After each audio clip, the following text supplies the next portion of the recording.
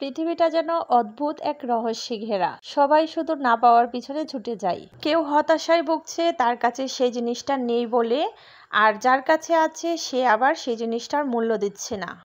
তো hello everyone, আসসালামু আলাইকুম। Welcome back to my channel Hijol blogs.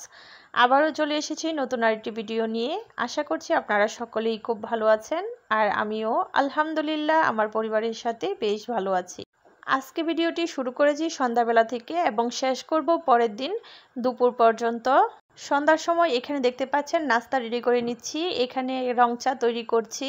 সব ধরনের মশলা, আদা, এলাচি, দারচিনি এগুলো সব কিছু দিয়ে একটা কড়া করে চা তৈরি করছি। আর সেই সাথে এখানে দেখতে পাচ্ছেন একটা আম আনা হয়েছিল, আমটা একটু নরম হয়ে গেছে, তো সেটাকে কেটে নিচ্ছি। আমটা কিন্তু ভীষণ বড় সাইজের ছিল, দুইটা আম মিলে 1.5 কেজি হয়ে গিয়েছিল।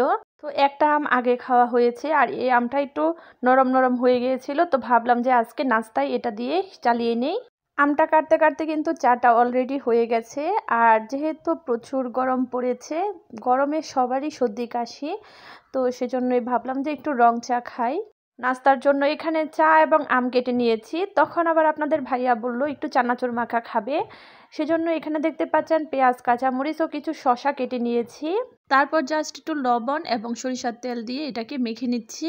আর এই চানাচুর মাখাটা কিন্তু আপনাদের ভাইয়ার খুবই পছন্দের একটা নাস্তা। যখনই বাসায় থাকবে তখনই এটা মাখা খাওয়ার আবদার করবে। তো দেখা যায় ম্যাক্সিমাম টাইমে আমার বাসায় চানাচুরটা থাকেই। তো এখানে চানাচুর মাখাটা মেখে নিয়েছি, মেখে নিয়ে দুজন মিলে সুন্দর করে খেয়ে নিয়েছি। আজকে কিন্তু একদম ভরপেট নাস্তা করা হয়ে গেছে। নাস্তা করার পর চলে গিয়েছিলাম একটু মার্কেটে, একটু প্রয়োজনীয় কাজও ছিল। আর সেই সাথে এখানে আমি রেগুলার ইউজ করার জন্য 2টা জামার কাপড় নিয়ে এসেছি। আসলে আমরা আগামীকাল বাড়িতে যাওয়ার প্ল্যান আছে। আসলে আমার শ্বশুর অসুস্থ, হাসপাতালে ভর্তি, ওনাকে যদি রিলিজ দিয়ে দেয় তাহলে আমরা আগামীকাল আমার শ্বশুরকে নিয়ে বাড়িতে চলে যাব। তো সেই জন্যই ভাবলাম যে জামার কাপড়গুলো নিয়ে নেই, তাহলে বাড়ি থেকে সেলাই করে নিয়ে আসা যাবে।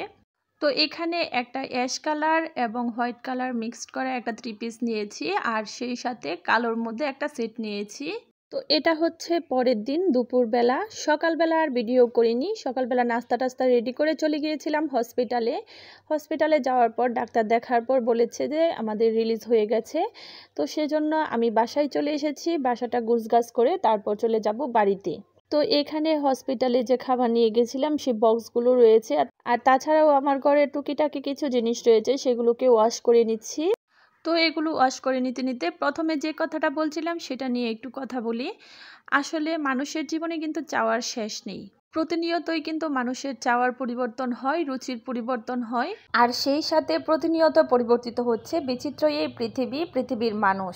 একজনের কাছে কোনো একটা জিনিস নাই, সে সেটার জন্য দিনরাত পরিশ্রম করে সারাদিন হতাশায় ভুগে, অথচ দেখা যায় সেই জিনিসটাই কিন্তু আরেকজনের কাছে আছে, তবে সেই জিনিসটার সে মূল্য দিচ্ছে না। এই হচ্ছে পৃথিবীর বিচিত্র নিয়ম। দেখা যায় একটা মানুষ খেয়েছে, অথচ তাকেই বারবার খাওয়ার জন্য অনুরোধ করা হচ্ছে, আর যে খায়নি তার খবর কিন্তু কেউ রাখে না। আসলে তেলা মাথায় তেল দেওয়া যেটাকে বলে। তো যাই হোক, কাজ করতে করতে আপনাদের সাথে অনেক কিছু বলে ফেলেছি। আমার কথাগুলো কিন্তু একদম বাস্তবসম্মত। দেখা যায় প্রতিনিয়ত আমাদের আশেপাশে কিন্তু এরকম ঘটনাই ঘটে চলেছে। তো আমার কথাগুলো যদি আপনাদের কারো কাছে খারাপ লেগে থাকে তাহলে প্লিজ নিশ্চয়ই ক্ষমা দৃষ্টিতে দেখবেন। তো এখানে আমি সবগুলো জিনিস পরিষ্কার করে টেবিলের উপরে পানি ঝরতে রেখে দিয়েছি, আর তারপর বিছানাগুলোকে গুছিয়ে নিচ্ছি। বিছানাগুলো গুছিয়ে নিয়ে অফ ক্যামেরায় ঘরটর ঝাড়ু দিয়ে সবকিছু গুছিয়ে নিয়েছি। আর তারপর এখানে আমি ব্যাগটা গুছিয়ে নিচ্ছি। আসলে আমি কিন্তু আমার শ্বশুর বাড়িতে গিয়েছিলাম 12 তারিখে, আর আজকে হচ্ছে 22 তারিখ। আমি কিন্তু গত 21 তারিখে বাসায় আবার চলে এসেছি। তো শ্বশুর বাড়িতে গিয়ে কিন্তু আমি তেমন কোনো ভিডিও করিনি। আমার শ্বশুর মশাই আলহামদুলিল্লাহ এখন অনেকটাই সুস্থ আছেন, সবাই ওনার জন্য দোয়া করবেন। তো আজকের মতো ভিডিওটা এখানেই শেষ করছি। সবাই ভালো থাকবেন, সুস্থ থাকবেন। আল্লাহ হাফেজ।